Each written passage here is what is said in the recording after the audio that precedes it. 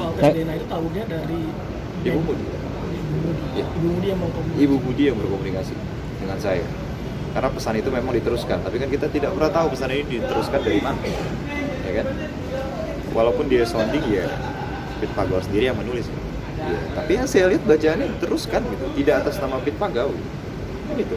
Dan sudah apa ya? Setelah itu ke rumah sakit mereka yang menentukan. Kecurigaan timbul boleh dong dari saya. Boleh. Kenapa harus mereka menentukan rumah sakit? Kenapa tidak ke rumah sakit di saat saya lahir? Di mana saya lahir maksudnya? Atau enggak kita cari jalan tengah rumah sakit yang benar-benar kita tidak tahu. Pihak mereka tidak tahu, pihak saya pun tidak tahu. Sudah selesai. Kan itu.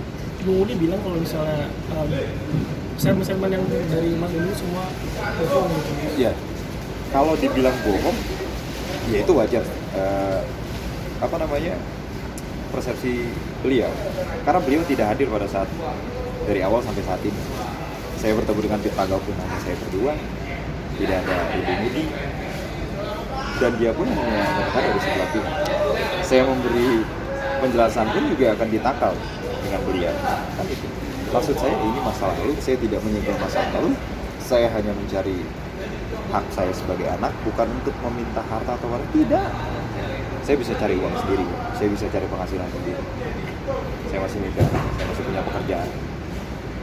Apa ya? Ya itu aja. Nggak ada sih permasalahan untuk mencari harta ataupun uang.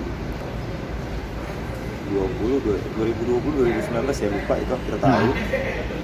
Beliau sedang rehab COVID, habis COVID.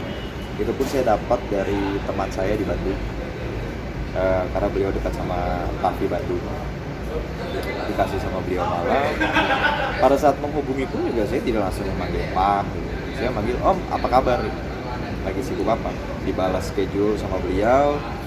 Dan setelah itu saya memberikan clue. Pernah lahir seorang anak laki-laki. Nama saya Romeo Baby Cardino Pagau di Rumah Sakit Pondok Indah. Tanggal tahun itu saya beri ke beliau.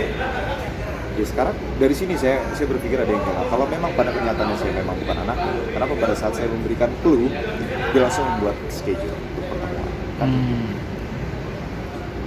Dan apa ya? Merubah statement pun setelah saya dicaci dan dimaki via WhatsApp oleh ibu Budi. Tes DNA pun terucap setelah saya dicaci dan dimaki. Dan jaraknya pun jauh. Bulan kemarin ke sekarang jauh. Ya sudah gitu. Dan teman-teman pun udah gak apa-apa maju aja. Atau yang saya cari bukan harta, bukan panggung, tapi sebuah kebenaran, kejujuran orang tua. Itu aja. Selesai. Berarti ini juga ada pengakuan dari untuk juga. Kalau untuk pengakuan, ya kalau memang benar saya anaknya ya nggak ada salahnya saya minta pengakuan. Hanya sebatas sebuah pengakuan, tidak menjatuhkan harga diri. Justru banyak orang yang akan menyanjung dia dan mengagung-agungkan dengan gentle. Dia mengakui, itu yang pertama. Kalaupun memang bukan, ya sudah, saya tidak akan meminta pengakuan itu. Saya hanya meminta kebenaran, kejujuran. Kita laki-laki, yang dipegang apa sih? Kejujuran, ketegasan, itu aja. Tapi banyak juga netizen kemarin, saya sempat menyaksikan nonton tadi malam, terus saya baca komentarnya.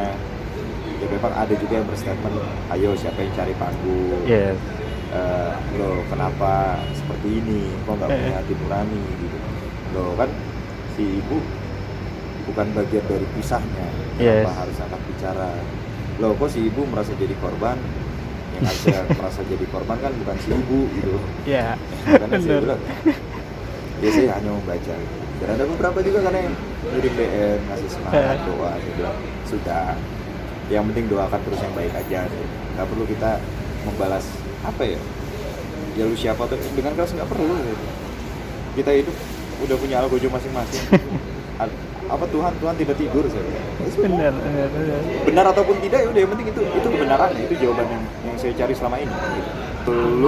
Sebelum beliau naik diwawancara di salah satu media itu habis saya diteror. Diteror terus sama salah satu nomor yang memang kalau dilihat fotonya istrinya Pit Pagau yang sekarang kayak Ibu Budi.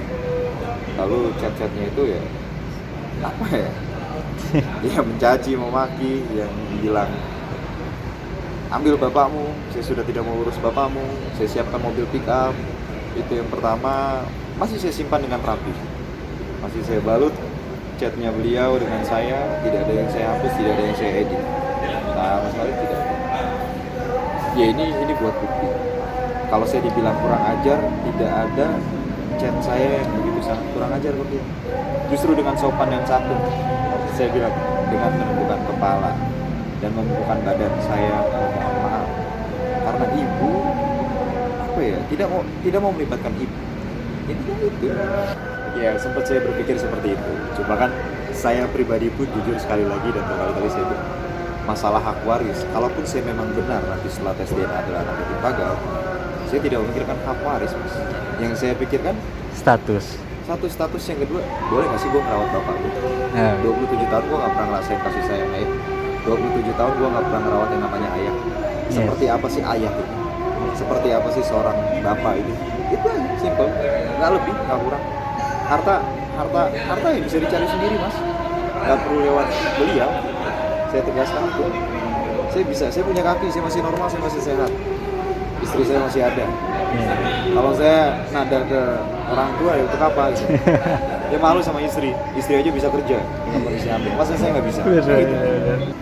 Makanya saya kenapa jadi ibu dia akan bicara ya bukannya saya kurang ajar, justru saya sudah dengan sopan meminta ibu mohon maaf. Ini kisah saya, urusan saya dengan Pit Pagal dan ibu saya. Maksud saya berbicara seperti itu, ini hak saya, bukan saya ngomong hak ini bukan untuk meminta harta, hak waris, bukan. Hak saya membenarkan apa yang saya dengar tentang nama Pit Pagal dari keluarga saya. Saya ketemu sama Pit Pagal, saya bawa foto pernikahan, ini loh. Nah awalnya kita sudah tahu, beliau mengakui, anak jelas, anak saya tidak marah, tidak apa-apa, ya kan? Silakan saja. Lalu kenapa ini semuanya berubah gitu? Setelah ibu Mudi akan bicara. Gitu. Ada teror sampai ke ibu dari Mas Gambusnya atau baik keluarga? Kalau untuk sampai saat ini ya keluarga sendiri tidak ada suatu permasalahan mereka diteror, tidak ada sama sekali. Hanya saya dan istri yang diteror. Hanya saya dan istri yang diteror. Gimana ya saya menanggapinya? Ya sudah, jawab tinggal jawab.